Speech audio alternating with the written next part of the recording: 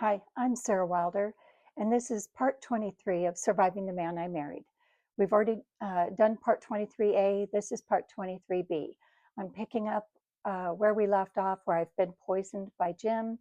I've been in the bathroom retching extremely loudly, violently, and I'm horribly sick.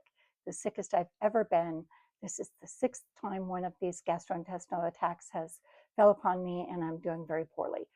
I'd opened the bathroom door. I laid down on top of my t-shirt that was covering the huge bay of stomach contents on the floor. And as I lay on my left side, my feet, my legs are in the bathroom part, and my whole hips, torso, everything else is in the laundry room part. So now there's a kitchen between Jim and I, a table and chairs. From my view, it's a sea of wooden table and chair legs, and I could see the back of his chair, the legs. So the next thing I need to do, because I know which party trick is coming next, it's a violent purging of my bowels. It's really bad. So I reach and I have puppy training pads because Rosie, I bought Rosie 9 months earlier, and I have these puppy training pads. They're blue plastic on the bottom and like diaper material on top, and I have those for in the house. So I grabbed a bunch of those, flipped them open, and shoved them under my backside, and I had a whole bunch of those. And this is the most humiliating, demoralizing thing to talk about. It's really difficult. And it's also humiliating and demoralizing for someone to be there to witness you go through it. Um, so that began just explosive, horrible. And keep in mind, the whole time my stomach is doing its thing, my bowels are doing their thing, my face is swelling, my eyes are swelling, my tongue is getting huge. By this point, I couldn't really blink. My eyes were just huge. They were watering profusely. My heart was pounding so hard I could feel the vein throbbing in my neck and in my temples. My tongue was now beyond my bottom teeth. It was starting to stick out, and my heart was just hammering in my chest. So while all this is going on, the smell, the ungodly noise, if I had sat up, I could have seen the back of the man's head. He was still there in his chair, watching TV, ignoring everything happening, a mere 10 or 12 feet behind him. Yep, cold mofo right there. Okay, so I don't know how long I was on the floor exactly with the bowel evacuation, but I'm going to say probably 10 minutes, uh, 10 or 12 minutes, no more than 15. And towards the end of that, Jim finally got out of his chair, came in the laundry room to see if I needed help. What an observant guy. Quarter of a century as a cop, and that same length of time as a level 1 paramedic, and 5 other episodes in recent history, and he needs to ask the question. I shake my head yes, and I whisper, I raspy voice tell him I need more puppy pads and quick. He shoves puppy pads under there. Then he asks the obvious question, do I need an EpiPen? And I hold up a thumb. I can't speak now. I can't speak.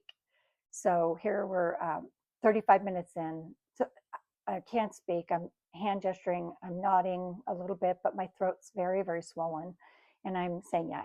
So instead of walking now from where I'm laying, it's about 8 feet to my purse in the kitchen at the desk. In my purse are 4 EpiPens.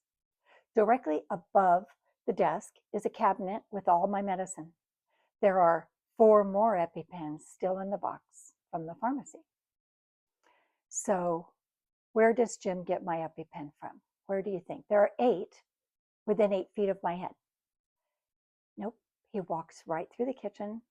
I hear him go upstairs. I hear him go downstairs because the main level is in the middle. It's a 3-story townhome. We're on the main level in the middle. I'm laying on the floor and I can hear what's going on both levels. And he's rummaging and he's gone. I'm comfortable saying for several minutes. When he comes back, he has an EpiPen and I'm on my left side. So he comes in, he jabs it in my right thigh, the outer right thigh, jabs it in.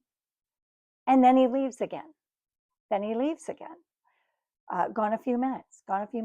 Don't know where he's gone. He comes back, asks if I feel better. I can't really nod, so I just move. No. I tell him, and I give him a thumbs down. No. And he asks if I need a second EpiPen, and I hold up 2 fingers. Yeah, I do. I do.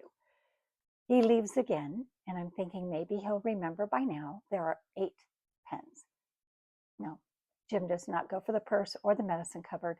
Again, he goes upstairs again, then he goes downstairs. Now keep in mind, to go from the upstairs, he comes down the stairs.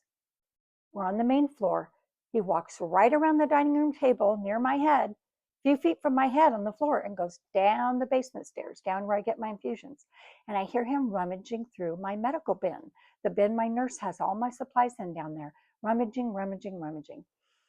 And he must have gone in the other bathroom. There were none in that bin, but he must have gone in the full bathroom I keep down there. There were EpiPens there. They were in every bathroom. We had 3 bathrooms there, every single one.